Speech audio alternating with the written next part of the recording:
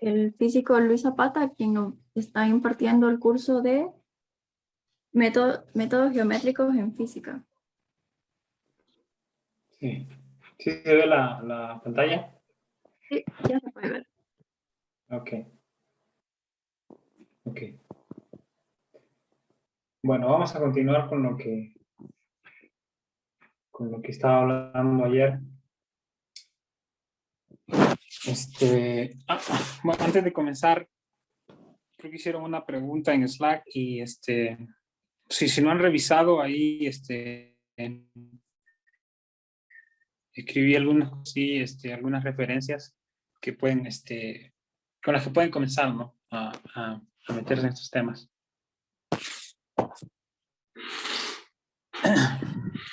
Entonces, continuamos, ¿no?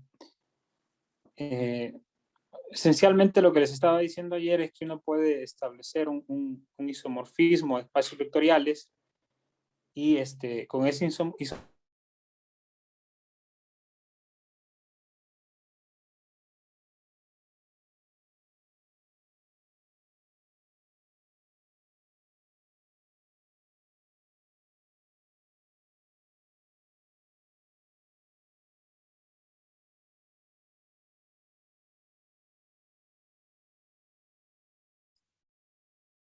Luis no se le escucha, o no sé si soy yo. Sí, no se escucha. No sé si él puede escucharnos a nosotros. Sí, yo creo que sí, ya le había pasado esto la vez pasada. Creo que nada más que se salga y vuelve a entrar.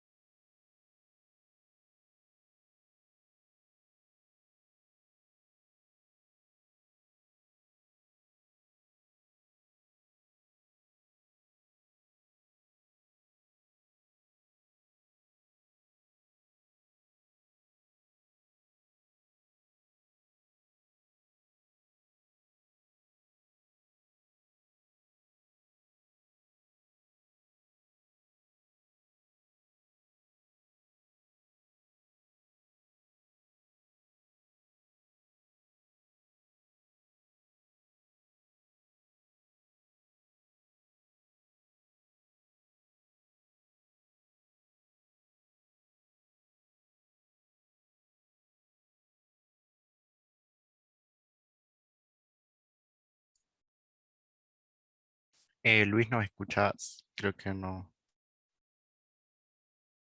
Creo que no, ¿verdad? Porque, bueno, aún no vemos nada. Ni escuchamos tampoco. Tienes el micrófono abierto, pero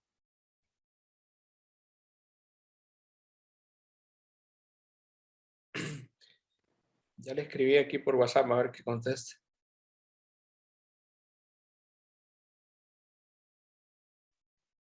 Tampoco tiene señal, seguramente es problema entonces con la conexión.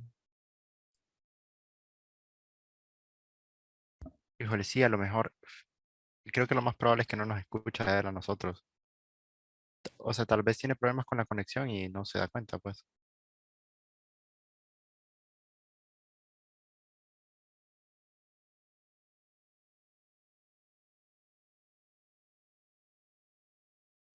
No sé si mientras se conecta quieren mostrar el Slack o algo así, la dinámica. Tal vez puede ser que lo tengamos hasta el miércoles, algo así.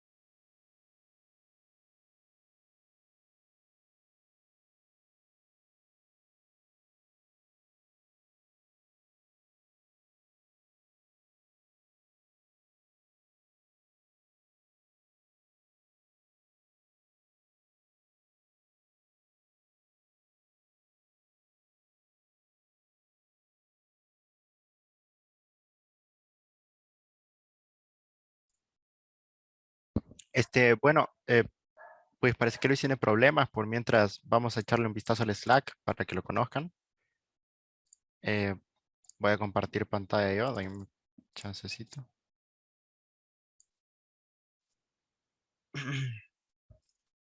Pues aquí está el Slack. Como pueden ver, Slack me imagino que la mayoría aquí ha usado Discord. En esos tiempos la mayoría ha usado Discord, pero si no, pues Slack es una plataforma similar, ¿no? O sea, tenemos un servidor y dentro del servidor hay diferentes canales. Estos son canales de chat y por estos canales de chat se puede conversar, se pueden hacer reacciones, se puede, por ejemplo, yo puedo reaccionar aquí a este mensaje. No se ve la pantalla. Ah, no se ve, híjole. Sí, yo veo la pantalla. Sí lo Sí se veo. ve, sí se ve. Ah, ok, ok. Bueno, entonces Slack, y de hecho es bastante usado Slack, ¿no? Si ustedes, usualmente para los congresos y demás en ciencias se usa Slack, entonces si no tienen Slack, igual y están interesados en formar parte de un congreso para otra cosa, Slack se suele usar para conversaciones y cosas de ese estilo. Incluso me he estado fijando que un montón de veces ahora es común ver en las presentaciones de gente que pone incluso su contacto de Slack y piden que les escriban por Slack. La verdad es bastante cómodo porque se pueden mandar mensajes directos también aquí a las personas que forman parte del servidor. Yo también les puedo mandar mensajes y en este caso pues tenemos un espacio para cada uno de los cursos. Aquí hay un espacio para el curso de cosmología. Aquí está saben que el instructor de ese curso, Francisco Linares. Y pues aquí ayer compartió diapositivas con los ejercicios que puso. Ay, espero que los hayan probado a hacer y todo lo demás. Entonces, pues aquí están los problemas y al final del curso dice que nos va a compartir los PDFs con toda la presentación. Entonces, me imagino que la mayoría quiere tener los PDFs de las presentaciones que han habido desde el primer día, que son muchas, de hecho, diapositivas.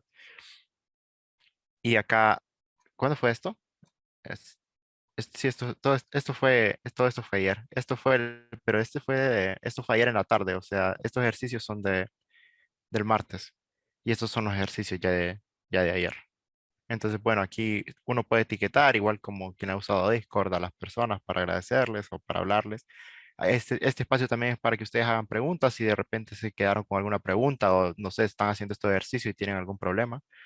Pues le pueden escribir a Francisco, igual para el curso de métodos geométricos.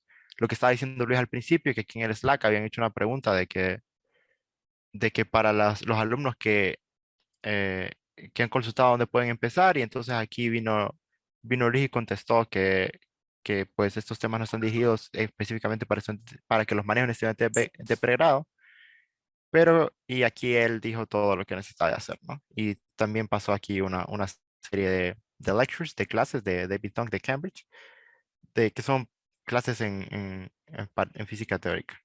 Creo que ya regresó Luis, entonces, bueno, nada, invitarlos a que se unan al Slack y que es una muy buena plataforma si no tienen para que se acostumbren y todo eso, para diferentes actividades, no nada más para esta, pero igual les puede servir mucho los que están en esto de los cursos especialmente.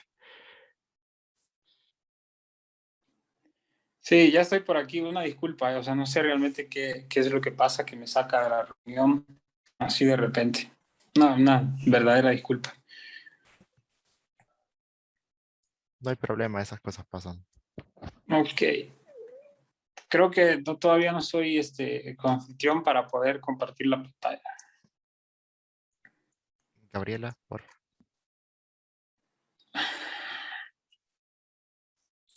Sí, como tú mencionabas, Ahora ok, sí ya es anfitrión. ok. Como tú mencionabas, ahí en Slack puse algunas referencias que, que son muy útiles, ¿eh? O sea, se las recomiendo fuertemente. Si quieren empezar a meterse a estos temas, ¿no? En particular esos vídeos de Frederick, o sea, están en inglés, ¿no? Pero es un recorrido de 27 videos de alrededor de 2 horas cada uno, pero están desde el comienzo, ¿no? Desde teoría de conjuntos hasta todas las herramientas que hemos estado viendo ahorita y más, ¿no? Teoría de grupos, ¿qué más? Variedades, bueno, en fin, son 27 videos que en tiempo libre les pueden dedicar esas 3 horas. Están muy buenos. No sé dónde se dejó, no sé exactamente dónde se dejó de escuchar. Casi al principio. Sí, sí, fue el comienzo un poco. Aquí lo de tensores, ¿escuchó? Creo que ni ahí en la definición Sí, ahí por la definición de tensores fue el problema. Aquí. Ok. Ok. Bueno, espero que no vuelva a pasar este problema. Bueno, les decía que, bueno, la definición formal de un tensor es la siguiente. Un tensor es una función multilineal que agarra objetos del espacio vectorial dual y del espacio vectorial y lo que arroja o lo que hace es mapearlo a los reales. ¿Ya? Esto me refiero es a esto, ¿no? Que agarra P objetos de aquí, P objetos de aquí y los manda a los reales. Entonces, por ejemplo, si yo tengo un 1-1 tensor, entonces, en el sentido de que es multilineal, es el siguiente. De acuerdo con esta estructura de espacio vectorial, yo puedo sumar objetos, ¿no? Entonces, lo que estoy diciendo es que es lineal, multilineal en este sentido, que satisface esta propiedad. Multilineal en este sentido y multilineal en este sentido. ¿Ya? O sea, multilineal en el sentido de que satisface esas 3 propiedades. Y además, a ustedes les pido que prueben esta cuarta que está aquí. Que si que prueben a qué es igual este lado izquierdo de esta ecuación en el recuadro verde, usando básicamente estas 3 cosas que están por aquí. Entonces, ese es un tensor. Ahora, uno puede definir una operación o un producto tensorial donde si yo tengo 2 tensores con P entradas y Q entradas, y un tensor S con R entradas y S entradas, yo puedo definir un nuevo objeto vía este producto tensorial que sea T cruz S, y eso va a definir un nuevo tensor que va a tener P más R entradas y Q más S entradas. ¿Ya? Entonces lo único que va a hacer es que este producto de espacios vectoriales duales se va a ampliar, ¿no? Igual de este otro lado, se va a ampliar ese espacio vectorial. Esa es la definición formal de un tensor, pero esto nos permite hacer lo siguiente. Noten ustedes que todo lo que yo he estado haciendo es a nivel de espacios vectoriales. Es decir, nos apartamos un poco de lo que estábamos hablando en clases anteriores, el espacio tangente, ¿no? Sobre el espacio tangente. Entonces, vamos a regresar justamente al espacio tangente a un punto P de una variedad. Y vamos a definir el espacio vectorial dual, el espacio tangente, el espacio vectorial dual al espacio tangente. Y ese espacio vectorial es este objeto que está aquí. Lo vamos a denotar como T asterisco en el punto P de la variedad. Ese va a ser el espacio dual al espacio, al espacio vectorial tangente. Y ese espacio es llamado el espacio cotangente, ¿no? En el punto P. Y es el espacio dual al espacio tangente. Y un elemento de ese espacio, informalmente, se le llama covector. Uno podría decir un campo cotangente, más formalmente, ¿no?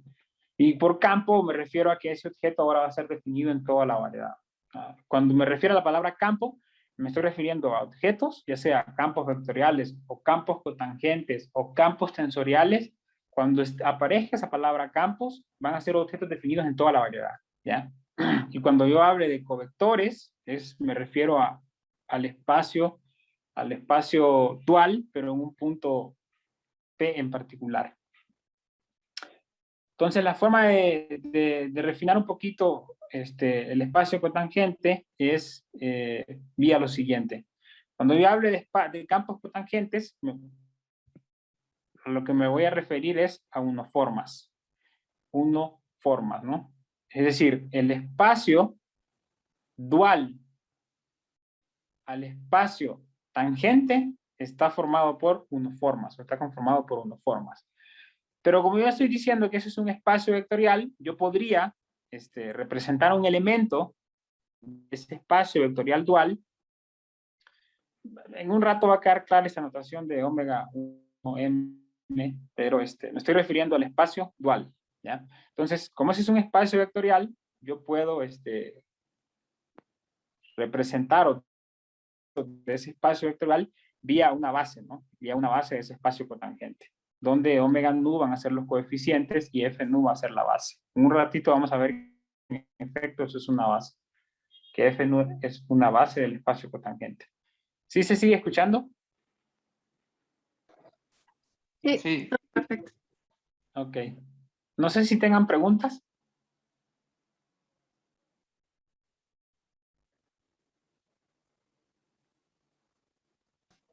Bueno. José Parenga tiene una pregunta. Ok. Entonces, tenemos el espacio tangente y el dual a ese espacio tangente. Son espacios vectoriales, entonces decimos que un elemento se puede reescribir en sus coeficientes y una base. Pero ahora supongan ustedes que yo tengo una función g que pertenece al conjunto de funciones suaves, ¿ya? Es las que vimos en clases anteriores, ¿no? Y por suaves me refiero a que son continuas y sus derivadas de todos los órdenes son continuas. Entonces, supongan que yo tengo un elemento del espacio vectorial dual escrito de esta forma, un objeto del espacio vectorial dual escrito como D de G. O sea, es un nombre nada más, por ahora. Y definamos el siguiente objeto, está aquí. ¿Ya? Esto que está aquí, el lado derecho de esta ecuación, para ustedes ya es conocido, ¿no? Es la derivacional sobre función que x de. Entonces yo voy a definir la acción, lo que estoy definiendo la acción de esta forma sobre un campo vectorial. Y la estoy definiendo del siguiente modo. Entonces me voy a para una carta coordenada y le voy a asignar, o voy a parametrizar un punto con un coordenado. Y voy a traer un poquito esta ecuación que yo le puse aquí, 1. Si yo hago eso, entonces puedo mostrar la ecuación. ¿Ya? No sé nada. ¿Ya? No sé cómo representar campos vectoriales. Ahora hay que hacer la decisión. Voy a suponer que esa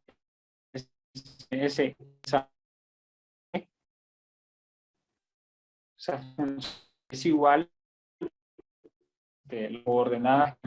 Entonces puedo mostrar esta ecuación que está aquí. Entonces, en lo que he hecho es como recoger una base muy particular o muy específica para los elementos que viven en el espacio donde delta igual, si es igual, si mu es igual y si nu es distinto de mu. En esencia lo que estoy haciendo es eso, recoger una base muy particular, ¿ya? Pero este G yo le pude haber llamado, o sea, pudo haber sido cualquier cosa, es decir, pudo haber sido no cualquier cosa, sino cualquier función suave. Ese es el punto. G pudo haber sido cualquier función suave, pero al escoger esta función en particular, lo que estoy es escogiendo una base muy particular. Entonces, uno lo que dice es que F,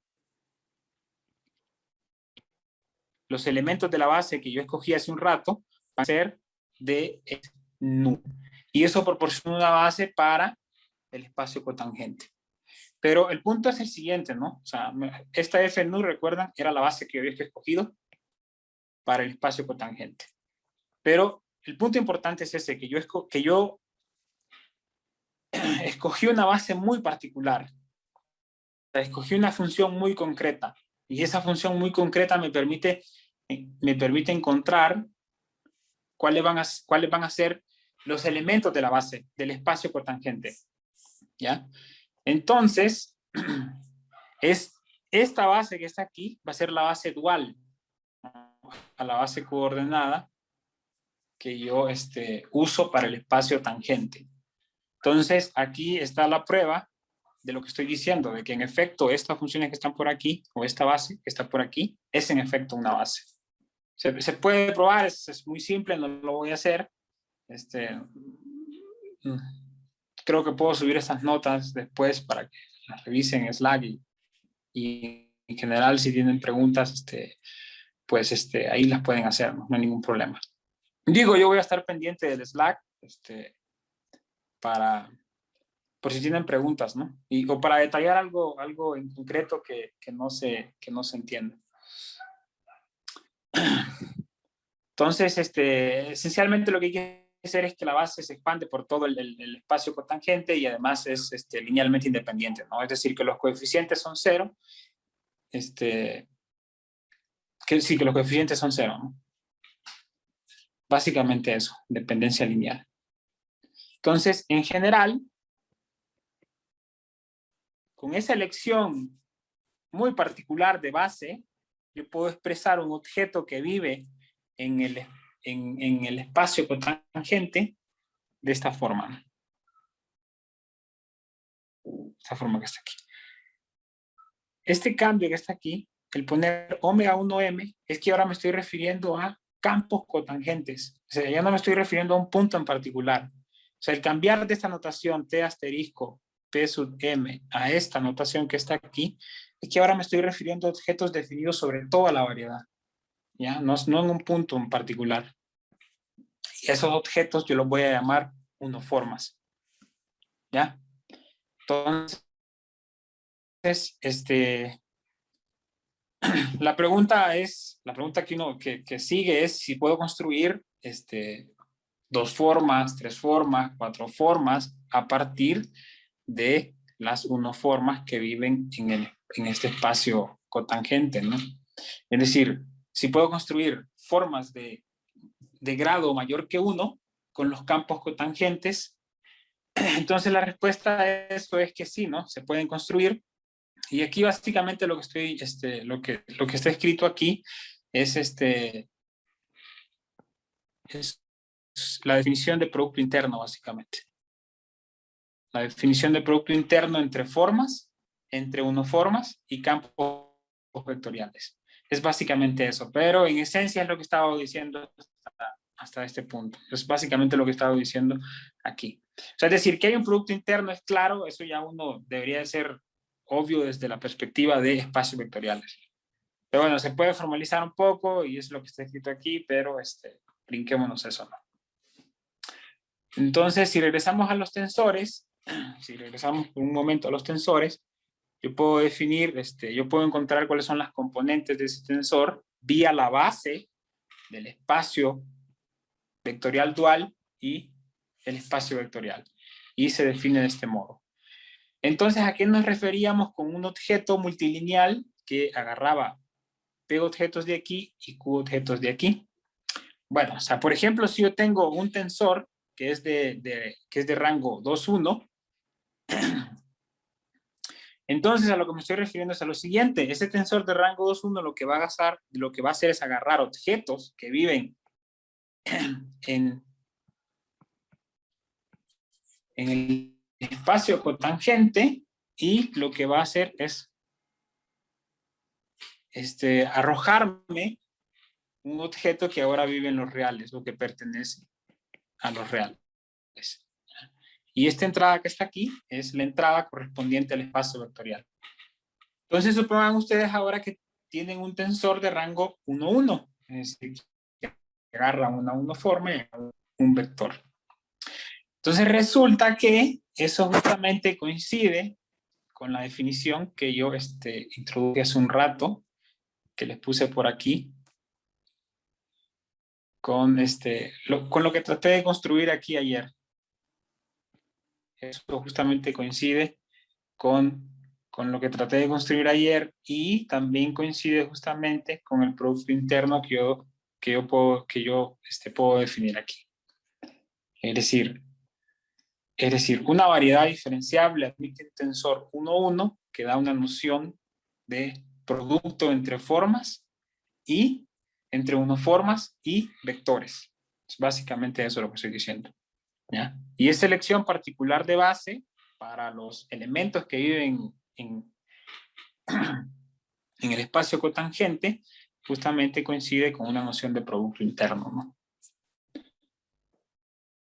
Por ejemplo, podríamos pensar en la métrica. Supongamos que tenemos un tensor 0,2 y entonces lo que eso significa es que ese tensor va a agarrar sus entradas, van a ser campos vectoriales y lo que va a hacer es arrojarme algo que vive en los reales, ¿no? Entonces, una métrica va a ser un tensor o un campo tensorial, y de nuevo, cuando digo campo tensorial, es un objeto definido en toda la variedad, que es simétrico, y también va a tener la propiedad de ser no degenerado, ¿no? Es decir, si yo me paro en un punto P de la variedad, este objeto que está aquí es 0 para todo Y que pertenece a ese espacio tangente, entonces eso implica que P es 0. A eso me refiero con no degenerado. Eso es una noción ya conocida para ustedes de la definición de producto interno, ¿no? O sea, básicamente lo que significa es eso. Entonces, resulta que ese objeto, la métrica, ese tensor, tiene la propiedad o es útil para medir distancias en espacios, ¿no? Y por ejemplo, un espacio que es curvo, esa métrica, resulta que las componentes de ese tensor no van a ser constantes.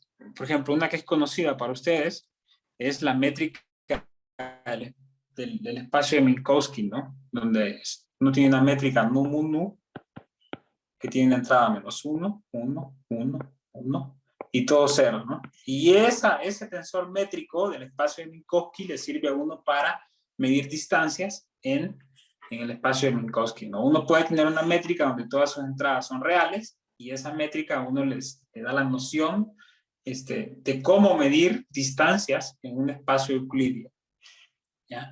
Entonces, ese tensor métrico es el tensor que han estado viendo con Daniel en el curso de relatividad general. La noción de que sea simétrico no es tan complicada verla cuando uno escribe, por ejemplo, del siguiente modo. A lo que me refiero con simétrico es esto, ¿no? Que si yo cambio estos índices nu mu por nu Un mu, mapeo. esto se sigue. ¿Perdón? Sí, sería como un mapeo. Sí, es un mapeo. La métrica es un mapeo, ¿no? Es un tensor, es un mapeo. Es un mapeo multilineal que agarra objetos de aquí y los manda a los reales. Eso es básicamente. Pero satisface la propiedad de ser simétrico y esa noción uno la puede ver intuitivamente a partir del elemento de línea. Es más o menos lo que se dice. Por otro lado,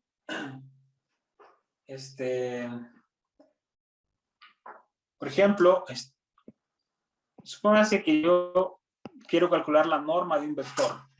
Entonces resulta que la métrica sirve a ese propósito, calcular la norma de un vector. ¿Por qué? ¿Por qué? Por lo siguiente, la métrica agarra, A distancia. ¿sí? Sí, porque desea calcular la distancia. Ajá. Sí. Pero digo, también sirve al propósito de calcular la norma de un vector, básicamente la longitud de un vector, ¿no? Por lo siguiente, ¿no? Este objeto que está aquí es nu, x nu, x nu. ¿Ya? Pero supongan ustedes que este objeto corresponde justamente con una métrica, ¿no? Es decir, que todas sus entradas son nulas, excepto la diagonal, y todos son unos en esa diagonal. Entonces, resulta que eso me permite hacer lo siguiente. Nu, x nu, x nu. Y esto resulta que es igual a x nu, x nu. ¿Ya? Solo lo que hice fue bajar este índice con esta métrica. Básicamente lo que hice fue eso. Pero esto es justamente a decir que esto es x1 más x2 más hasta la dimensión de ese espacio vectorial. En una notación un poquito más conocida para ustedes es como tener xi por xi, donde i va desde 1 hasta la dimensión del espacio vectorial. Entonces, en ese sentido, la métrica sirve para calcular la norma de un vector. Sirve para medir distancias también. ¿Ya? Entonces, ese va a ser un tensor métrico. ¿No? Un tensor métrico va a ser un objeto simétrico y no degenerado. ¿Preguntas?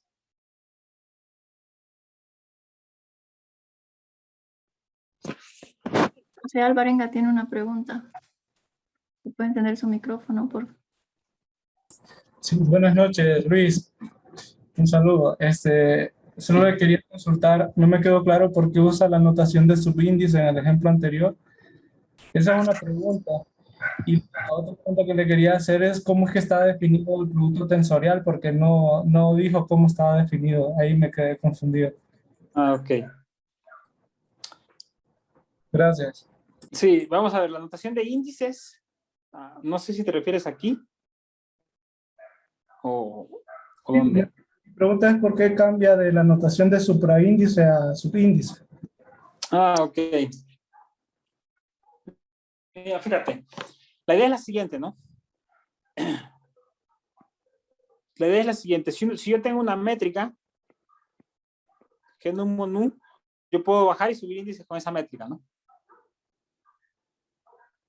O al menos hay que creer eso de momento. Es decir, que si yo tengo este objeto, si yo tengo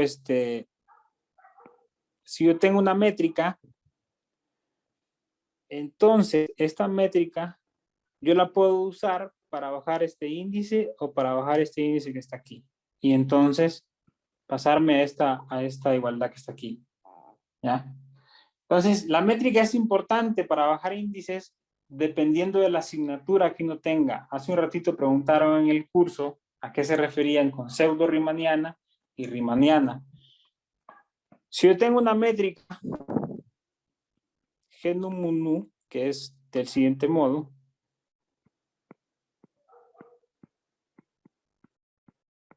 y sigo así, ¿no? Es decir, lo que estoy diciendo es una métrica que todos sus elementos son cero excepto los de la diagonal. Eso localmente, eso corresponde a una métrica de un espacio riemanniano, porque todas sus entradas son positivas, pero en espacio-tiempo, donde la variedad es pseudo-riemanniana, a lo que se refiere es que una de sus entradas es con un signo menos, ¿ya? Y todas las demás van a ser positivas. Entonces, esta métrica tiene una entrada que es negativa. Entonces, uno dice que esta métrica es de una asignatura menos, más y demás, ¿no? Pero yo puedo tener P entradas negativas y Q entradas positivas. Y eso define la asignatura de esa métrica. Entonces, la cuestión es que cuando esta métrica tiene una entrada que es negativa, uno resulta que puede tener productos internos que ese producto interno sea menor que cero.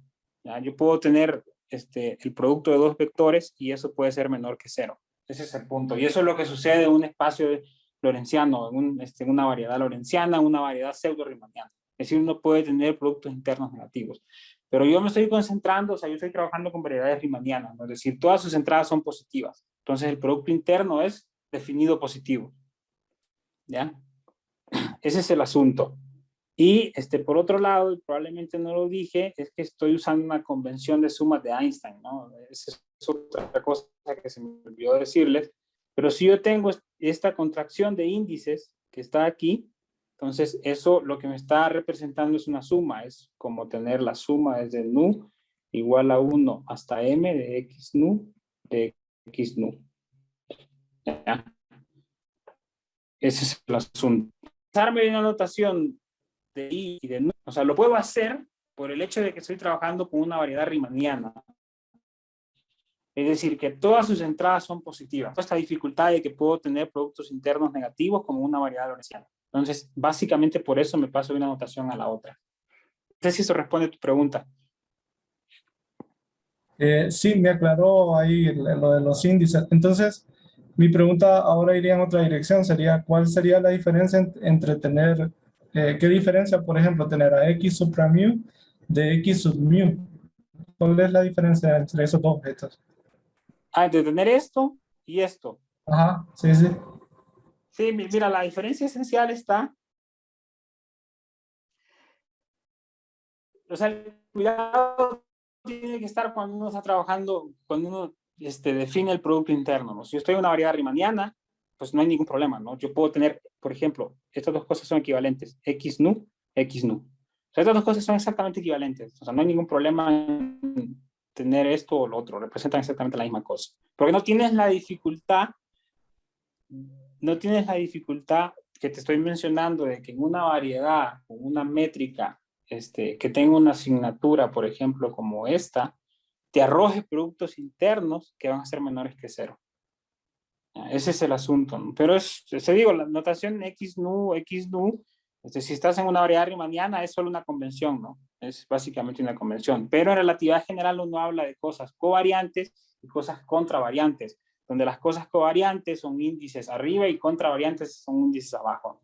Pero te digo, la sutileza ahí es por el hecho de que la métrica no es definida.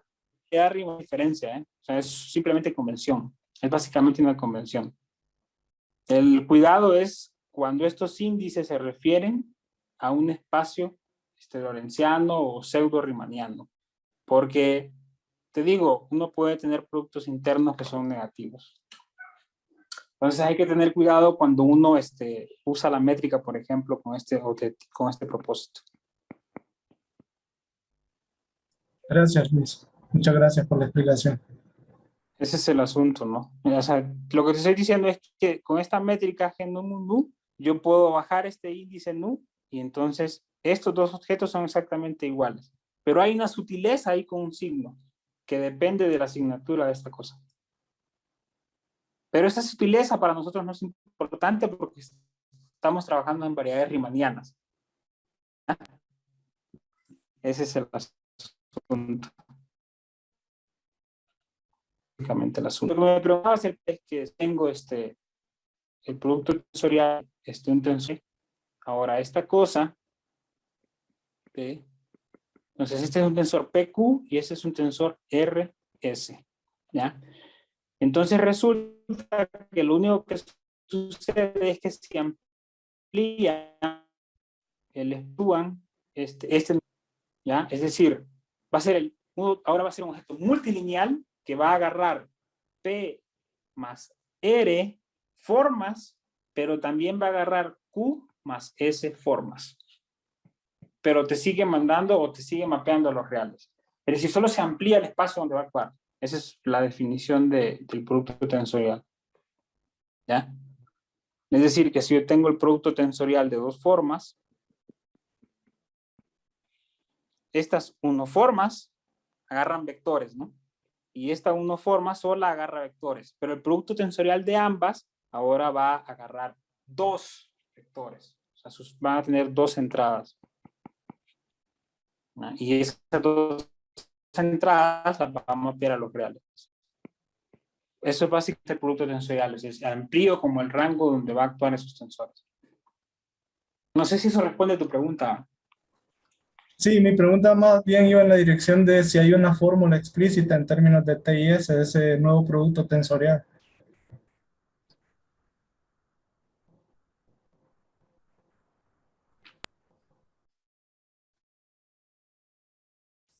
Así se puede, ¿eh? Menos pero te digo, la idea es esta que está aquí, ¿eh?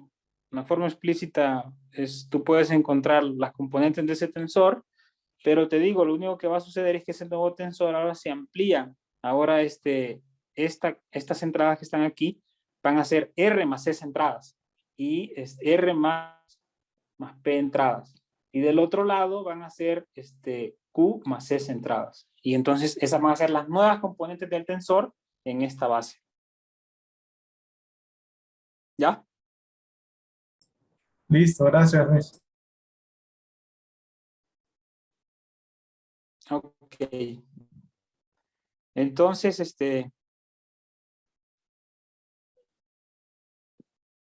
hace un ratito, bueno, entonces construimos las unoformas, ¿no? Entonces la pregunta es, ¿será que puedo construir formas de más alto grado, ¿no? Es decir, P formas.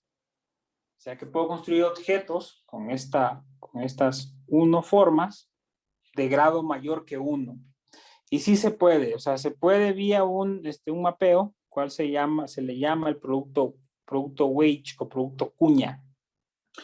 Pero ese producto de formas va a ser un producto muy especial, va a ser un producto totalmente antisimétrico. Y por antisimétrico me refiero a que los objetos que construya vía este operador, este producto cuña, van a ser tales que formas de grado mayor que la dimensión de la variedad van a ser 0. Esa es básicamente la idea del producto Weich. Construir objetos totalmente antisimétricos que tengan P entradas. Y por totalmente antisimétrico es esta condición, que no puedo tener objetos de grado mayor que la dimensión de la variedad o la dimensión del lugar donde viven esas P formas. Y entonces, una P forma va a ser un objeto totalmente antisimétrico escrito de este modo, ¿ya? Donde este es el producto Weich de elementos que viven en el espacio de unoformas, con la característica de ser totalmente antisimétricos, en el sentido de que no puedo tener objetos de grado mayor que la dimensión de la variedad. Entonces, ¿a qué me refiero con eso? Si yo tengo un 0,2 tensor, en este caso un 0,2 tensor, es decir, un objeto que no necesariamente es simétrico o antisimétrico, sino que puede ser cualquier cosa. Entonces, por antisimétrico me refiero a lo siguiente. Si yo tengo un tensor o si yo tengo una matriz, yo la puedo escribir en sus componentes simétricas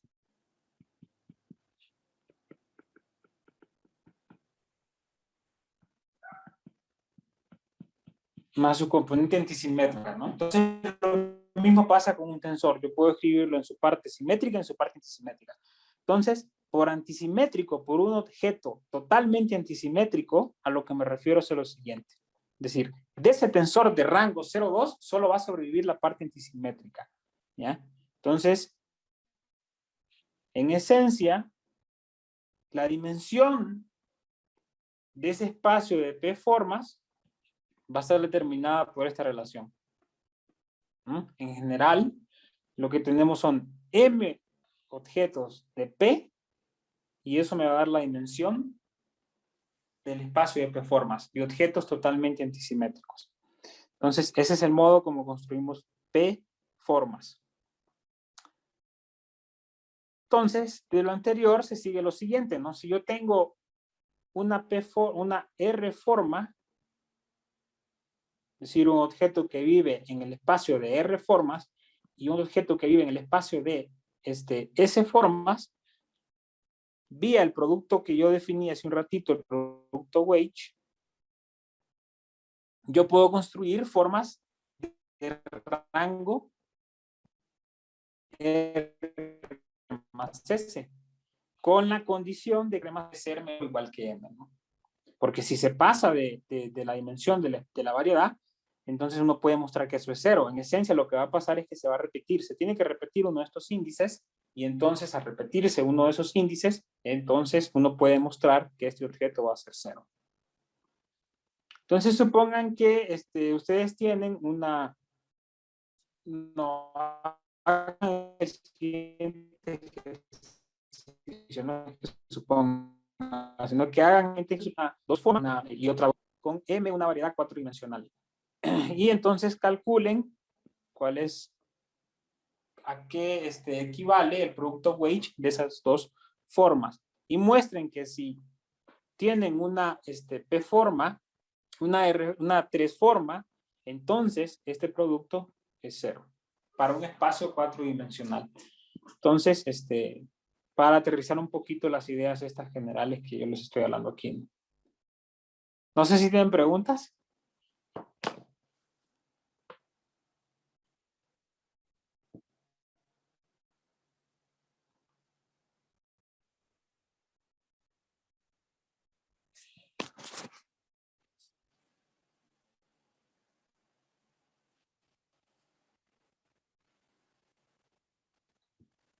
¿No hay preguntas?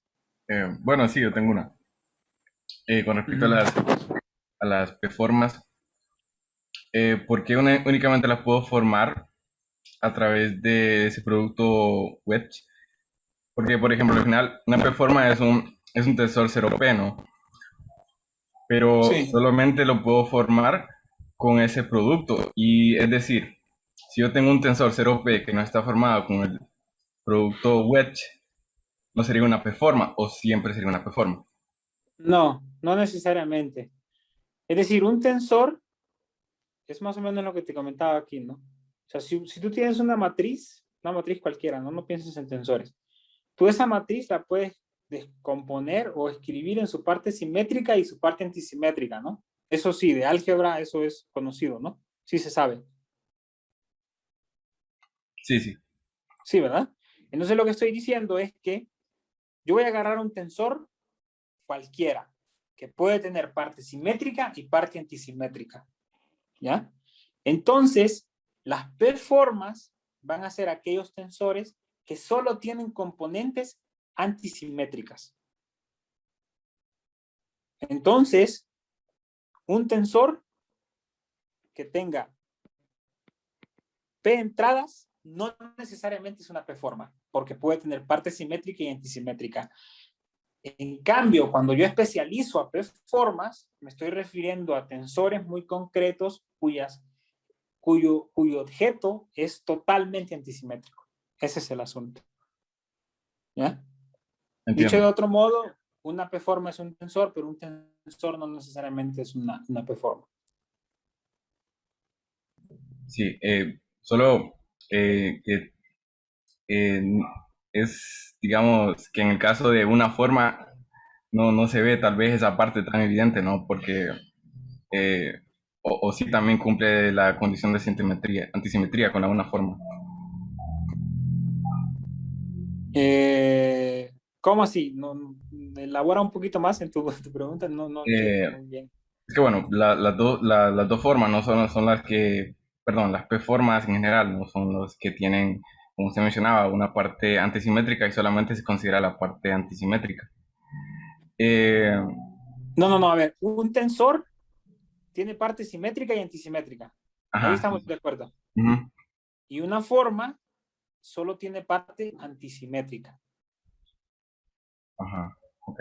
Ese es el asunto. Es más o menos lo que estoy escribiéndote aquí, mira. Se supone que tú tienes un tensor, yo le voy a poner un nombre omega, y ese tensor yo lo voy a descomponer en su parte simétrica y voy a representar la parte simétrica así. ¿Ya? Eso está bien, ¿no? Eso está bien cuando uno piensa un poco en matrices. Entonces voy a descomponer ese tensor, ese 0,2 tensor, en su parte simétrica y lo voy a descomponer en su parte antisimétrica. O sea, cuando uno habla de matrices, uno lo que usa es la transpuesta, ¿no? Pero aquí o sea, estoy siendo general y voy a decir, mira, fíjate, la parte simétrica va a ser esto y la parte antisimétrica va a ser esto. Resulta que en las P-formas, o sea, un tensor puede tener ambas componentes, simétrica y antisimétrica, pero en las P-formas esto ya no está. La parte simétrica ya no está en las P-formas. Solo sobrevive la parte antisimétrica. Entonces, un tensor puede tener componentes simétrica y antisimétrica. Una P-forma es totalmente antisimétrico, es decir, que solo tiene componentes antisimétricas. No sé si eso aclara un poquito más tu duda. Sí, sí, gracias, gracias. Es por eso que no, por ejemplo, tú podrías decirme, pero si estás hablando de tensores, ¿por qué no usas el producto tensorial? No uso el producto tensorial justamente porque el producto tensorial no diferencia, no hace diferencia entre parte simétrica y antisimétrica. ¿Ya? Entonces, especializo a un producto muy concreto que va a respetar justamente eso, ¿no?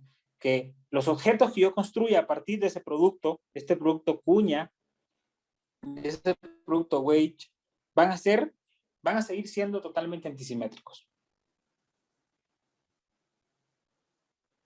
No sé si eso aclara un poquito más tu duda. ¿Eh? Sí, quedó claro. Ok, perfecto. Entonces, mira, aquí hay un ejemplo. Aquí hay un ejemplo. Si uno considera la variedad M de la que hemos estado hablando como una variedad, como el espacio euclidio, es decir, R a la 3, entonces si tú tienes una unoforma y esta otra unoforma, uno podría preguntarse qué es el producto wedge. Resulta que uno puede mostrar que el producto wedge de dos unoformas en R a la 3 es justamente esto que está aquí. No sé si eso para ustedes les traiga a su conciencia algo conocido. ¿Alguien me puede decir a qué se parece eso? Un producto cruz. Exactamente. Es el producto cruz. Ahí está metido el producto cruz. Entonces, de algún modo, todas estas nociones generales de espacios altodimensionales, cuando uno las aterrice, por ejemplo, R a la 3, uno va a recuperar todo el cálculo vectorial que ustedes conocen de sus cursos de vectores y matrices y del curso de cálculo vectorial. Entonces, vamos a recuperar toda la estructura matemática de esas tres clases, es decir, el producto cruz, la divergencia, el producto punto, podemos recuperar el teorema de Stokes, el teorema de la divergencia, cuando uno aterriza estas nociones a espacios concretos como R a la 3, por ejemplo. ¿Ya? Y entonces, esto es lo que vamos a usar mañana cuando especialicemos a, a un espacio, a un espacio lorentziano, ¿no? Es decir, que va a tener una métrica con signatura, con una de sus entradas negativas. Pero de momento, mañana, o sea, voy a definir más concretamente qué va a ser una variedad lorentziana, ¿no? Y la métrica y de magnetismo de Maxwell. No sé si tienen preguntas en el minuto que queda.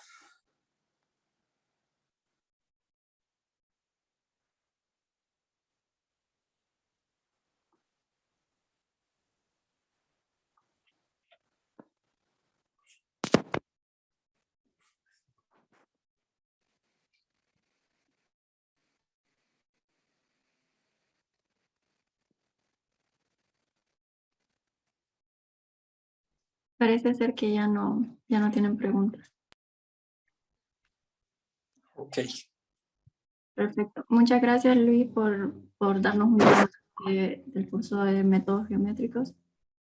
Gracias a ustedes por escuchar. Es un gusto tenerte aquí con nosotros. Gracias.